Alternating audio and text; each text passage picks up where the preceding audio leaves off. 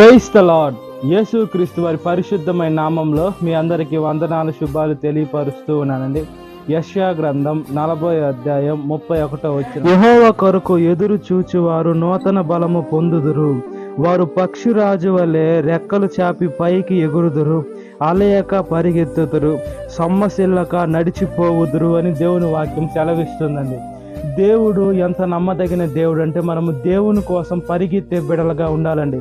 ఈ లోకంలో మనుషుల కోసం పరిగెడుతున్నాం, ఈ లోకంలో ఉద్యోగాల కోసం పరిగెడుతున్నాం, ఈ లోకంలో పలాని వాటి కోసం పరిగెడుతున్నాం, కానీ మనము దేవుని కోసం పరిగెత్తే బిడలుగా లేమండి.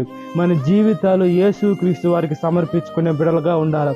దేవుడు మనుషుల కోసం ఆయన ఈ లోకానికి వచ్చాడు. ఆయన మనుషుల కోసం రావాల్సిన అవసరం లేదండి. దేవుడు ఈ లోకాన్ని ఎంతగానో ప్రేమించాడు. అయితే ఈ లోకం కోసం దేవుడు ప్రాణం పెట్టలేదు, కానీ ఈ లోకంలో సృష్టి కోసం దేవుడు ప్రాణం పెట్టలేదు, జీవరాశుల కోసం దేవుడు ప్రాణం పెట్టలేదండి. మనుషుల కోసం దేవుడిని ప్రాణం పెట్టాడు. మనుషుడు యేసుక్రీస్తు వారి స్వరూపమందు మనుషుడిని దేవుడు చెక్కుకున్నారండి. అయితే మనం ఈ లోకంలో దేవుని మాట మనుషులు వింటంలా, ఈ లోకంలో సృష్టి కానీ చంద్రుడు, సన్ను అవన్నీ వాటి పనులు అవి చేస్తూ ఉన్నాయి. మనుషులు ఒక్కటే దేవుడి పని చేయకుండా మనుషులు తమ పనిని ఆలస్యం చేస్తూ ఉన్నారండి. మన జీవితాన్ని మనం సొమ్మసిల్లక దేవుని సేవ కోసం పరిగెత్తాలి.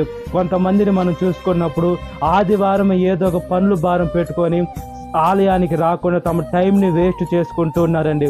ప్రతిరోజు మనకి 2024 సంవత్సరం అయిపోయింది. అదేవిధంగా 2024 సంవత్సరం రావాలి అంటే రాదండి. ఏమంటే అవన్నీ జరిగిపోయాయి. మనకి పాస్ట్ అనేది మన జీవితంలో రాదండి. ఇప్పుడు ప్రజెంట్ ఫ్యూచరే వస్తుంది.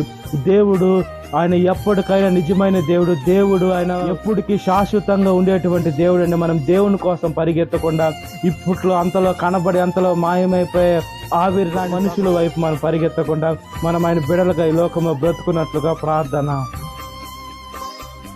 మహాపరిశుద్ధాత్మదేవ, మా ప్రియ పరలోకపు తండ్రి, మేము సొమ్మసిల్లగా పరిగెత్తే మంచి జీవితాన్ని దయచేయండి అయ్యా.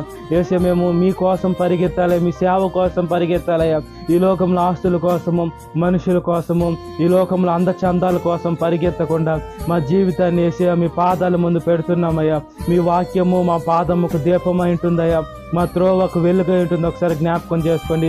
పరిశుద్ధమైన దేవ, నిజమైన దేవ, ఆది సంభూతుల మొదటివాడ కబటివారు జీవించే దేవ, మీకు స్తుతులు స్తోత్రాలయ్యా. సాతాను మమ్మల్ని నరకము పాతాళము కట్టిక చెగొట్టలోకి తీసుకొని వెళ్ళాలని సాతాను దాని మనుషులు సకల ప్రయత్నాలు చేస్తున్నారయ్యా.